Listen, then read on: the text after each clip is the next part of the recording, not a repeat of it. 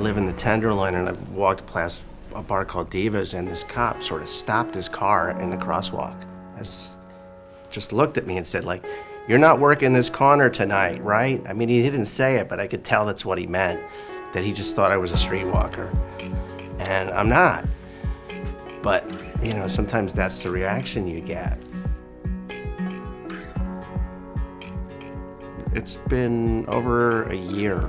It's like since last February that I started identifying as female for 24 hours a day. It really sort of destroyed my marriage and ended the family situation that I was in. That's probably the most profound change, is that for 22 years I was like a husband and a father. I identify as a trans guy, and I've been on testosterone for just about over 9 months now. I'm a Christian, and a lot of times that has conflict with other people, and especially within the queer community, but it's definitely something I believe in. I actually had a very, very supportive family, I can say that. I have 9 brothers and 2 sisters, and all of them was supportive, except for one brother. He was not so keen on it because he didn't really have understanding. So he kind of like left home when I was like 16, I think he was 19. So, you know, still to this day, we still don't really speak as much as we should or as close as we should be as siblings. I always heard about San Francisco, and I always wanted to move here. And then when I was 17, I came to a camp in Moraga, and that was like the first time I got to go into San Francisco and see the city, and I met my girlfriend. And then I was just like, oh, well, you know, I might as well move out here. It was like, I guess it was like, it just all like led into each other. It just like worked out perfectly.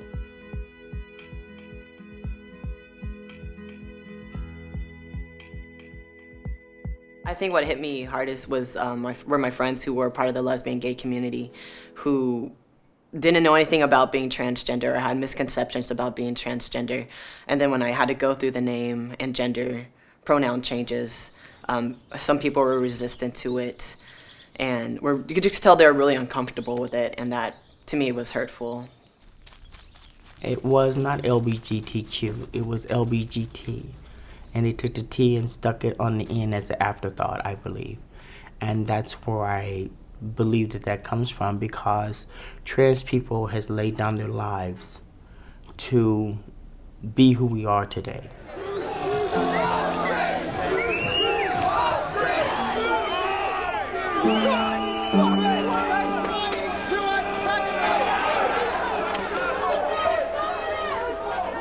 You know, the people that came before us, that paved the way for us to be who we are. They laid down their lives and took the ridicule and went to jail and things like that for us to be who we are today. They had something to prove to society that we're viable people, we're talented, we're intelligent, and we can do the same things that anybody else can do on this earth, although our lives are differently, but my life is just the same as any heterosexual's life. So nice to see you. Come on in. Come on into my humble abode. You're more than welcome.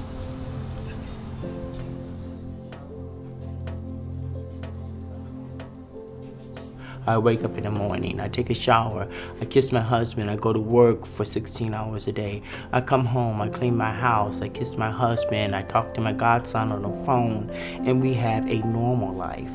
And society doesn't see our lifestyles as normal, but it's just as normal as anybody else's. I'm a transgender woman, but my primary identification is female. Being transgender means that I'm stuck in the middle of transitioning, right? To keep calling me transgender for my entire life, you know, it's like if somebody converts to Judaism, you don't call them a trans Jew and ask them every year, are you fully Jewish yet? There is no other me.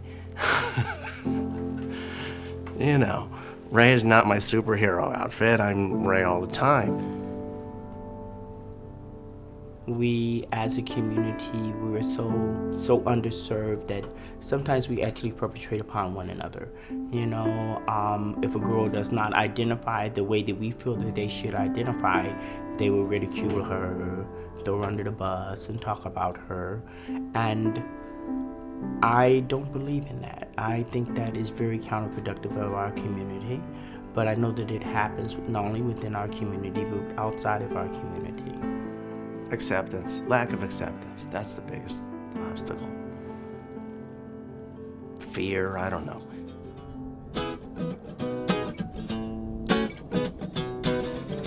So I first picked up a guitar when I was 6 years old, and I told my parents, I need to play guitar. And I just kept asking them for months, and then finally they're like, okay, whatever, and I just got madly obsessed with it.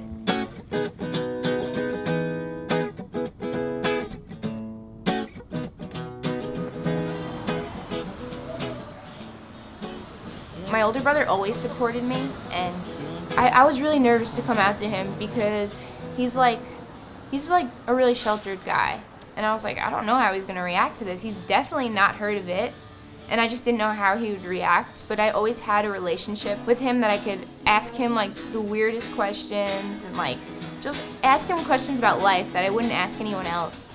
I can tell I'm a little bit homesick. I like life on the run. I can tell I'm a little bit used to it. That's the trigger on the gun. One day we just had a perfect opportunity, and I was like, all right, I'll just come out to my brother right now. So I decided to come out to him, and I just explained everything to him, and it was the first time I really talked about it out loud, and I was able to just tell him every single thing and just get it off my chest, because all of it just was building up inside of me.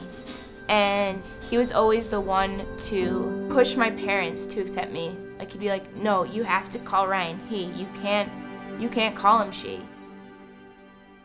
My mother was a big part of my transition. She accepted me. She loved me without judgment. She's always been a part of my life until she passed, and she had a big impact on creating me who I am and believing in myself and never letting nobody tell me what I can and cannot do or what I can and cannot accomplish in life. It let me know it doesn't make no difference what nobody thinks about you. It's what you think about yourself is the most important thing. Be the true you. You don't have to hide behind anything. And my mother's always taught me, whatever your dreams, your hope, and your aspirations is, go for it. Because only person that can stop you from achieving your dreams is you.